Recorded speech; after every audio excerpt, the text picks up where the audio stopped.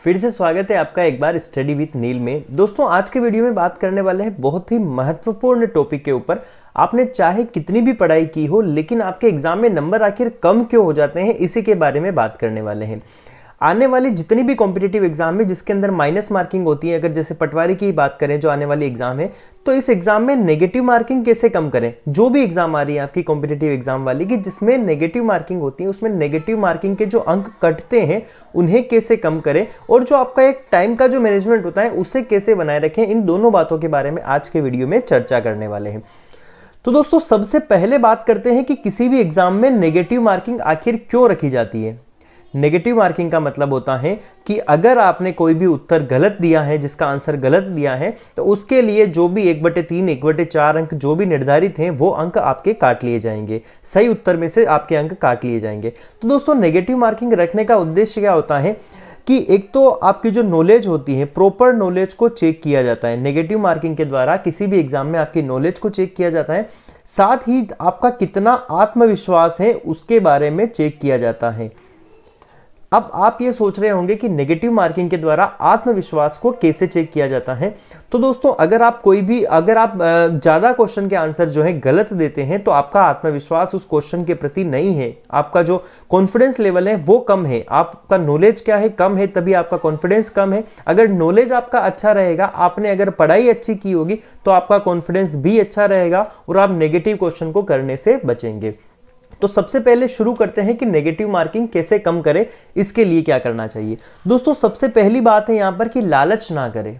लालच का मतलब ये नहीं कि धन दौलत का लालच है। लालच ये है दोस्तों, कई बार क्या होता है, हम जब क्वेश्चन को सोल्व करते हैं तो हम क्या करते हैं, 100 क्वेश्चन अगर किसी एग्जाम में है तो 100 में से 100 क्वेश्चन सोल्व करने की कोशिश करते हैं। लेकिन इसी लालच की वजह से क्या होता है, इस 100 क्वेश्चन में से हमारे मोस्टली क्वेश्चन क्या हो जाते हैं, गलत हो जाते हैं। जिनमें डाउट होता है वो क्वेश्चन गलत हो जाते हैं। और इस लालच के चक्कर में जब आप थोड़ी सी स्पीड बढ़ाते हैं या फिर आपका जो है कंसंट्रेशन अगर थोड़ा सा बिगड़ता है, तो आपके वो क्वेश्चन जो सही होने चाहिए थे वो भी क्वेश्चन आपके गलत हो जाते हैं। लालच से दोस्तों एक बात और याद आती है मुझे कि एग्जाम में कई बार अपन सोचते हैं कि सीट्स बहुत कम है तो मुझे ज्यादा क्वेश्चन सोल्व करने पड़ेंगे, कंपटीशन बहुत ज्यादा है तभी मैं क्वालिफाई कर जाऊंगा। दोस्तों सीट चाहे किसी भी एग्जाम में 100 हो, चाहे 50 हो, चाहे 5000 हो, चाहे 50,000 हो, कितनी भी सीट्स हो, लेकिन हमेशा आपके माइंड में यही होना चाहिए कि मुझे केवल एक सीट की जरूरत है, मुझे केवल एक पद चाहिए, एक ही पोस्ट चाहिए। तो ये नहीं सोचना है कि मुझे 100% नंबर लेके आने हैं तभी मेरा सिलेक्शन होगा। दोस्तों रैंक के हिसाब से अगर एग्जाम के जो लेवल है या फिर उसकी जो कट ऑफ रहेगी उसके हिसाब से आपको नंबर लाने हैं, तो कम से कम माइंड में इतना रखिए, चाहे मैं फर्स्ट आऊं चाहे लास्ट आऊं, पर मुझे एक पोस्ट चाहिए ही चाहिए। तो हमेशा लालच नहीं करना है। 100% सोल्व करने की कोशिश कभी ना करें, ठीक है। विरले ही ऐसे होते हैं जो 100% क्वेश्चन सोल्व कर पाते हैं और उन्हें बिल्कुल सही कर पाते हैं प्रॉपर तरीके से। लेकिन हाँ, अगर एग्जाम में नेगेटिव मार्किंग नहीं है तो आप सारे क्वेश्चन सोल्व करिए, नो डाउट, उसमें कोई दिक्कत नहीं है, आप तुक्का भी लगा सकते हैं। दूसरी बात आती है दोस्तों, प्रश्न को ध्यान से पढ़ना है। इसका कहने का आशय इतना सा है कि कई बार क्या होता है, जब अपन कॉन्फिडेंस लेवल कम होता है या फिर हमें ऐसा लगता है कि नहीं यार टाइम कम पड़ जाएगा, जब हमारा समय का ध्यान नहीं होता है, तो हम क्या करते हैं, क्वेश्चंस को एक फ्लो में पढ़ने की कोशिश करते हैं। एक फ्लो में पढ़ने का कारण ये हो जाता है कि अगर 3 क्वेश्चन हमने सही से भी कर लिए हैं तो चौथा क्वेश्चन हमें आता है फिर भी गलत हो जाएगा। कई बार क्या लिखा जाता है, क्वेश्चन में लिखा रहता है नहीं, इनमें से कौन सा जो है ऑप्शन नहीं है, तो हम नहीं को नजरअंदाज कर देते हैं और जो चारों ऑप्शन में जो पहला सही दिखता है हम उसी पर सीधा टिक करके आगे बढ़ जाते हैं। तो क्वेश्चन को ध्यान से नहीं पढ़ने से भी हमारे मोस्टली क्वेश्चन क्या होते हैं, अगर आप 100 जो क्वेश्चन है किसी एग्जाम के अंदर, तो हम उसमें 2 से 3 क्वेश्चन केवल क्वेश्चन को ध्यान से नहीं पढ़ने से ही गलत कर देते हैं दोस्तों।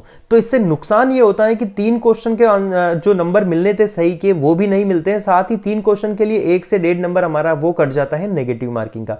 तो हमेशा ये ध्यान रखना है कि जो क्वेश्चन है उसमें हमेशा ये जो है नेगेटिव मार्किंग से बचने के लिए प्रश्न को हमेशा आराम से इत्मीनान से पढ़ना चाहिए और पेपर का लेवल का भी आकलन करते रहना चाहिए। अब दोस्तों बात करते हैं तुक्का ना मारे। तुक्का क्यों नहीं मारना चाहिए दोस्तों? क्योंकि जिस एग्जाम में नेगेटिव मार्किंग रखी जाती है उस एग्जाम में ऐसे क्वेश्चन फंसाए जाते हैं ताकि आप तुक्का मारे। कई बार क्या होता है, 2 ऑप्शन ऐसे दिए जाते हैं जिन ऑप्शन में दोनों ऑप्शन सही होते हैं। ऐसे ऑप्शन में आपको तुक्का मारने को भी मन करता है, लेकिन नहीं मारना है तुक्का। तुक्का किस कंडीशन में मारना है वो भी बात करेंगे अपन। अगर मान लो आपके पास दो ऑप्शन है, तुक्के की बात अपन टाइम मैनेजमेंट में करेंगे, तो दो ऑप्शन अगर आपके पास ऐसे लग रहे हैं कि दोनों यार सही हो सकते हैं, तो आपको थोड़ा सा सोचना है। जो आपके दिमाग में सबसे पहले आता है कि हाँ यार ये सही हो सकता है, तो आप उसी को टिक करें, ठीक है। और दूसरी बात है दोस्तों, समय का ध्यान रखें। कई बार क्या होता है कि जब एग्जाम में टाइम कम पड़ता है, जब अपन टाइम का मैनेजमेंट नहीं करते हैं और एग्जाम में टाइम का पड़ जाता है, तो लास्ट में हम क्वेश्चन को एक फ्लो में पढ़ने लगते हैं। सभी क्वेश्चन को, जैसे मान लो इजी क्वेश्चन भी है और टफ क्वेश्चन भी है, तो उन्हें फ्लो में ही पढ़ने लगते हैं और उनका आंसर ढूंढने की कोशिश करते हैं, लेकिन हड़बड़ाहट में उनका आंसर मिल नहीं पाता है और हम क्वेश्चन का आंसर गलत टिक करके आ जाते हैं। ऐसा सभी के साथ होता होगा। तो दोस्तों समय का ध्यान रखना है। इस वाले पॉइंट को भी हम थोड़ा सा, जो टाइम मैनेजमेंट वाला पार्ट है इसके आगे, उसके अंदर पढ़ेंगे, इसी वीडियो के अंदर थोड़ी देर बाद से पढ़ेंगे। तो टाइम मैनेजमेंट कैसे करना है वो भी हम देखेंगे। तो मॉक टेस्ट अवश्य दे दोस्तों। मॉक टेस्ट का फायदा मैंने एक और वीडियो में बता रखा है। मॉक टेस्ट के क्या फायदा होते हैं मैं एक बार बता देता हूं आपको। थोड़ा सा कलर चेंज कर लेता हूं ताकि मॉक टेस्ट की बात आपको अच्छे से समझ में आ जाए। चलिए दोस्तों, अगर मैं मॉक टेस्ट की बात करता हूं तो मॉक टेस्ट में आपको क्या करना है, अगर आपकी कोई भी एग्जाम अगर आप देने वाले हो तो 15 दिन पहले से आपको एटलीस्ट, मैं नहीं कहता हूं कि डेली आप मॉक टेस्ट, तो 2 दिन में एक बार और कम से कम 5 और 2 दिन में एक मॉक टेस्ट अवश्य दे। मॉक टेस्ट से क्या होता है, जो भी एग्जाम आप देने जा रहे हैं उस एग्जाम के बारे में आपको प्रॉपर नॉलेज हो जाता है कि एक तो उस एग्जाम में सिलेबस क्या पूछा जाएगा, एग्जाम का पैटर्न क्या रहेगा, किस प्रकार से क्वेश्चंस आएंगे और आपको किस प्रकार से टाइम मैनेज करके उस क्वेश्चन को सोल्व करना है। तो ये मॉक टेस्ट के फायदे होंगे। आपको ये भी अंदाजा लगेगा कि आपके 100 क्वेश्चन का अगर पेपर है तो आपके कितने क्वेश्चन नेगेटिव मार्किंग की वजह से गलत हुए हैं और कितने नंबर आपके नेगेटिव मार्किंग की वजह से कटे हैं। तो दोस्तों ध्यान रखना है कि जितने हो सके मॉक टेस्ट अवश्य देना है और पर्टिकुलर जो एग्जाम आने वाली है उसी एग्जाम से ओरिएंटेड मॉक टेस्ट दे, ताकि आपको टाइम का मैनेजमेंट भी पता लग जाए। मॉक टेस्ट का एक फायदा और होता है दोस्तों कि आपको यह पता लग जाता है कि कौन सा क्वेश्चन करना है और कौन सा क्वेश्चन आपको छोड़ना है आते हुए भी। देखो दोस्तों, कई बार क्या होता है, कोई टॉपर लोग होते हैं जो आते हुए क्वेश्चन भी छोड़ के आते हैं। उसका एक कारण यह होता है, ये उनकी रणनीति होती है, अगर स्ट्रेटजी होती है एग्जाम पेपर सोल्व करने की, कि जो क्वेश्चन आता है उसे भी छोड़ना। कई बार क्या होता है दोस्तों, वैसे तो बहुत सारी एग्जाम जैसी होती है जिनके अंदर जैसे मान लिया जाए कि 1 घंटे यानी कि 60 मिनट का टाइम मिलता है और 60 मिनट के अंदर हमको मान लो 100 क्वेश्चन या 120 क्वेश्चन, अगर ज़्यादा क्वेश्चन सोल्व करने हैं और टाइम कम मिलता है, तो ऐसी एग्जाम्स की कट ऑफ भी थोड़ी सी कम जाती है और उसमें समझदारी उसी में होती है कि आप कौन सा क्वेश्चन छोड़ते हैं। चाहे आपको 100 से 100 क्वेश्चन आते हो, लेकिन कौन सा क्वेश्चन छोड़ना है इसी में समझदारी होती है। जैसे कि मान लिया जाए एक मैथ्स का ऐसा क्वेश्चन है, आपको पता है कि क्वेश्चन एक बार पढ़ा आपने, 5 सेकंड में क्वेश्चन पढ़ा अच्छे से, आपको समझ में आ गया कि यार ये क्वेश्चन का आंसर मुझे पक्का आता है, मैं इसे सोल्व कर लूंगा, थोड़ा सा टाइम लगेगा। आपको लगता है कि इस क्वेश्चन को सोल्व करने में 3 से 4 मिनट, 2 से 3 मिनट का समय लगता है, तो ऐसे क्वेश्चंस को आप मार्क करके फिलहाल के लिए छोड़ दीजिए। अगले राउंड में, राउंड क्या है ये टाइम मैनेजमेंट में अपन चेक करेंगे अभी, तो अगले जो राउंड है उसके अंदर आप क्वेश्चन को देखिए कि आपके पास टाइम बचता है तो उस क्वेश्चन को सोल्व करिए। अदरवाइज ऐसी एग्जाम्स जिसमें कम टाइम मिलता है उसमें ऐसे क्वेश्चन को छोड़ने में ही फायदा होता है। तो दोस्तों ये भी ध्यान पड़ता है मॉक टेस्ट से कि हमें किस टाइप के क्वेश्चन छोड़ने हैं। अब दोस्तों आते हैं सीधे किस बात के ऊपर, कि एग्जाम्स के अंदर टाइम का मैनेजमेंट कैसे करें, कैसे टाइम को मैनेज करें ताकि आपके सारे क्वेश्चन भी सोल्व हो जाए। अगर ओएमआर फिल करनी पड़ती है किसी एग्जाम के अंदर तो ओएमआर भी फिल हो जाए और आपका एक भी क्वेश्चन ना छूटे। और छूटे तो ऐसे क्वेश्चन छूटे हो या तो आपको नहीं आते हो या आप उसे जानबूझकर छोड़ना चाहते हैं। तो सबसे पहले बात करते हैं दोस्तों टाइम मैनेजमेंट की। टाइम मैनेजमेंट के अंदर आपको ये करना है कि एग्जाम, जो भी एग्जाम आप दे रहे हैं उस एग्जाम को हमेशा चक्र में सोल्व करें, इंग्लिश में कहा जाए तो राउंड में सोल्व करें। आप 2 से 3 राउंड का उपयोग कर सकते हैं। आप 3 राउंड का अगर उपयोग करते हैं तो सबसे अच्छा रहेगा। सबसे पहले क्या करना है, जैसे ही अगर आप ऑफलाइन एग्जाम दे रहे हैं तो एक बार जो है मोटे मोटे तौर पर आप पन्ने पलटाकर क्वेश्चन का पेपर का लेवल जो है 1 से 2 मिनट के अंदर आप आराम से चेक कर सकते हैं, उसे चेक कर लीजिए। अगर आप ऑनलाइन एग्जाम दे रहे हैं कि कंप्यूटर बेस्ड एग्जाम दे रहे हैं तो आपको क्या करना है कि पेपर जैसे ही आया तो उसमें पोर्शन बने हुए रहते हैं कि हिंदी एक तरफ, इंग्लिश एक तरफ, मैथ्स एक तरफ, रीजनिंग एक तरफ, जीके जीएस जो है वो एक तरफ, साइंस एक तरफ, जिसमें भी जो भी पोर्शन रहते हैं उस हिसाब से आपको क्या करना है, सबसे पहले उस पोर्शन को सोल्व करना है जो आपको बहुत अच्छे से आता हो। जैसे अगर जनरल नॉलेज की बात की जाए तो जीके वाला पोर्शन आप पहले सोल्व कर सकते हैं। ये मेरे हिसाब से नहीं, ये राउंड आप अपने हिसाब से लगाएंगे, लेकिन मैं एक आइडिया दे रहा हूं मोटे मोटे तौर पर। आप जीके की जगह आपको अगर मान लो रीजनिंग अच्छी लगती है और रीजनिंग आप फटाफट सोल्व कर सकते हैं, आपको कॉन्फिडेंस है, तो आप पहले रीजनिंग को सोल्व करिए। मान लो मैंने जीके पहले सोल्व किया, जीके के क्वेश्चन में आपको भी पता है कि अगर आता है तो टिक करना है, नहीं आता है तो छोड़ देना है। तो सबसे पहले आपने जीके किया, अगर मान लिया जीके में आपको बहुत कम टाइम लगेगा, प्लस आपको जीके बहुत अच्छा आता है, इसका मतलब अगर आप जब तक जीके सोल्व करेंगे तब तक आपके माइंड में ये आ जाएगा कि हाँ, पेपर में मुझे कॉन्फिडेंस आ गया, मैं एग्जाम क्लियर कर लूंगा, क्योंकि आधा पोर्शन मैंने बहुत अच्छे से सोल्व किया है और ये पोर्शन मेरा गलत नहीं हो सकता है। तो दोस्तों ये जो हो गई, सबसे पहले जो पोर्शन आता है सोल्व कर लिया। इसमें भी जीके में जिस क्वेश्चन में आपको डाउट लगता है आप उसे छोड़ सकते हैं फिलहाल के लिए।